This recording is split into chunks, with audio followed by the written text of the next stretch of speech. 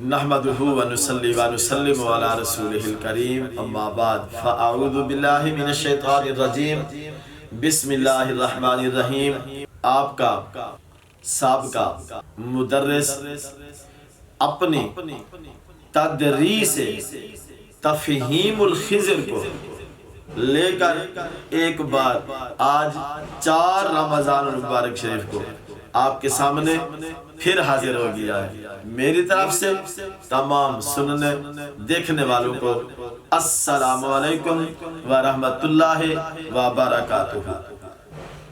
محبوب علیہ السلام کے پیارے صحابی حضرت ابو ہریرہ رضی اللہ تعالی عنہ نے ارشاد فرمایا پیارے محبوب صلی اللہ علیہ وسلم نے جب رمضان المبارک شریف داخل ہوتا ہے یعنی چاند نظر آ جاتا ہے، چاند کے تو نظارے اور ہوتے ہیں۔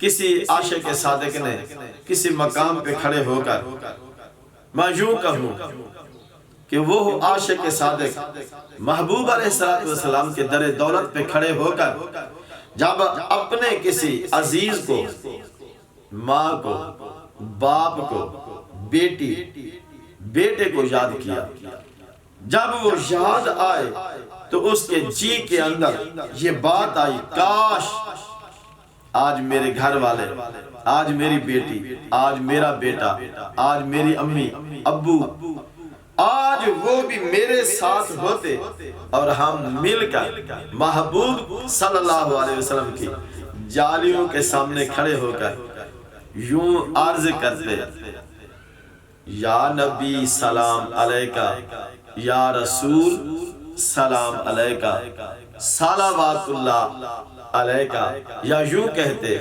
مصطفیٰ جان رحمت پہ لاکھوں سلام، شمع بزم ہدایت پہ لاکھوں سلام۔ جب اس کے اندر یہ بات آئی تو اس نے کہا، ادھر سے چاند تم دیکھو ادھر سے ہم، ادھر سے چاند تم دیکھو ادھر سے ہم، نظریں یوں ٹکرائیں کہ دونوں کی عید ہو جائے۔ چاند تو چاند ہی ہوتا ہے، چاند دیکھنے کا تو مزہ بھی اور ہے۔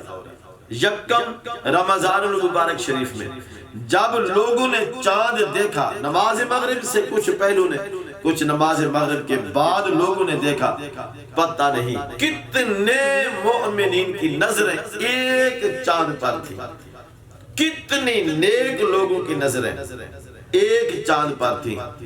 یہاں تو پتہ نہیں ہم ملے ہوں گے کسی کو یا نہیں، مگر وہاں نظریں تو کتنوں سے مل گئیں، اور نظر کو نظر جب لگتی ہے تو پھر عید بھی ہوتی ہے، ساتھ سعید بھی ہوتی ہے۔ تو حضرت ابو ہریرہ رضی اللہ تعالی عنہ نے ارشاد فرمایا، جب ماہ رمضان شریف داخل ہوتا ہے تو اللہ فرماتا ہے جنت کے دروازے کھول دو اور دوزخ کے دروازے بند کر دو۔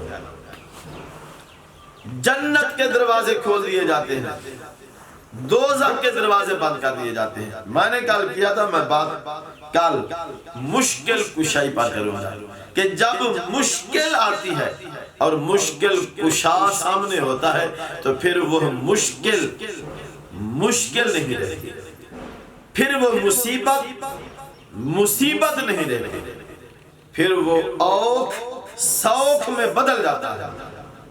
کیوں؟ کہ یہ مشکل چھوٹی ہوتی ہے اور مشکل کشا بڑا ہوتا ہے۔ مشکل کشا اس کا بڑا ہونا لازم ہے، اور مشکل کشا کا وہاں ہونا ضروری ہوتا ہے، اس موقع کو دیکھنا ضروری ہوتا ہے۔ اب روزہ دار ٹھیک ہے عصر کے بعد شاید مشکل میں ہو، بھوک بھی لگی ہوتی ہے تو ساتھ پیاس بھی، ممکن ہے کہ ظاہری طور پر یہ مشکل میں ہو، مگر مشکل کشا جو بہت بڑا ہے، جب یہ گھونٹ پانی کا یا چٹکی بھر نمک زبان پہ لگا لیتا ہے تو کہتا کیا ہے؟ اللہم انی لاکا سمتو و بیکا آمنتو و علیکا توکلتو و علی رزقکا افطرتو۔ اے اللہ تیری رضا کے لیے روزہ رکھا، جب تو میرے ساتھ ہے تو پھر مجھے مشکل کیا؟ یہ پیاس، یہ بھوک، یہ میرے سامنے کچھ نہیں ہے جب تو میرے سامنے ہو۔ جب اللہ سامنے ہو، اللہ کی رحمت سامنے ہو، اس کی مہربانیاں سامنے ہوں، اس کی کرم نوازیاں سامنے ہوں، ان کے سلام، ان کے برکات سامنے ہوں، تو کمال ہے اس عاشق کی، روزے دار کی، جو روزہ رکھ کر اپنے اللہ کے دیدار سے مشرف ہوتا ہے، اپنے اللہ کا سلام سن کر اپنے کانوں سے محظوظ ہوتا ہے۔ اولئک علیہم صلوات من ربہم ورحمہ واولئک هم المہتدون۔ فرمایا اللہ ہو کر صلوات بھیجتا ہے، درود پڑھتا ہے اللہ اس بندے پر جس نے صبر کیا۔ وَبَشِّرِ الصَّابِرِينَ، ان کے لیے تو بشارتیں ہیں، ان کے لیے تو کمال ہے، ان کے لیے تو حسن ہے۔ میں کیا کیا کہوں، بس بات یہ ہے جب مشکل پڑے تو مشکل کشا کا ساتھ ہو۔ جب مشکل کشا کا ساتھ ہوتا ہے تو پھر وہ مشکل نہیں رہتی، وہ بھوک نہیں رہتی۔ بے شک پھر 7 محرم کو روزہ رکھا جاتا ہے اور 10 محرم کو روزہ افطار کیا جاتا ہے۔ حضرت عثمان غنی رضی اللہ تعالیٰ عنہ کے لیے تو کتابوں میں 40 دن کا روزہ رکھا گیا، 40 دن پانی نہیں دیا گیا، 40 دن محاصرہ کیا گیا۔ یہ 1 2 4 کی بات نہیں ہے، ایسے کئی آئے۔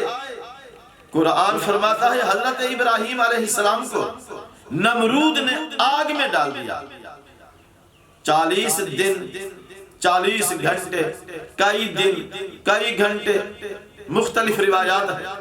اگر 40 دن حضرت ابراہیم علیہ السلام آگ میں رہے تو کیا کمال کا روزہ رکھا ہوگا۔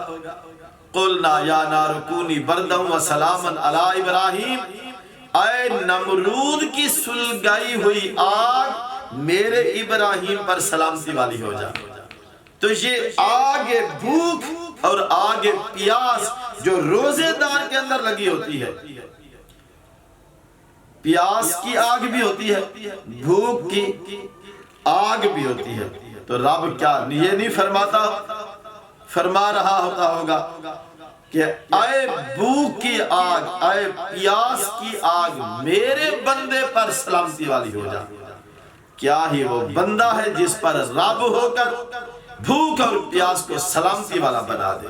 تو پھر وہ 1 دن کا روزہ رکھے یا پھر وہ کئی دنوں کے روزے رکھ لیں۔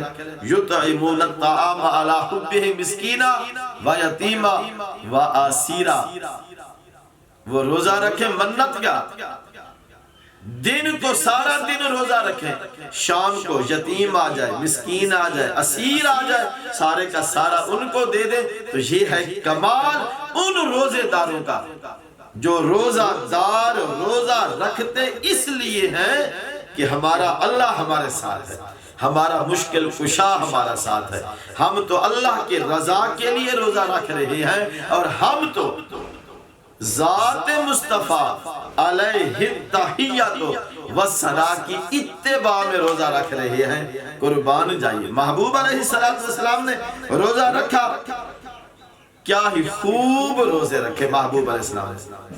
کبھی کبھی تو روزہ اتصال بھی رکھا، روزے کے ساتھ روزہ، دن کا بھی روزہ، رات کا بھی روزہ، پھر دن کا روزہ، پھر رات کا روزہ۔ سامعین ذی احترام، یہ تو تھے محبوب علیہ السلام کے روزے۔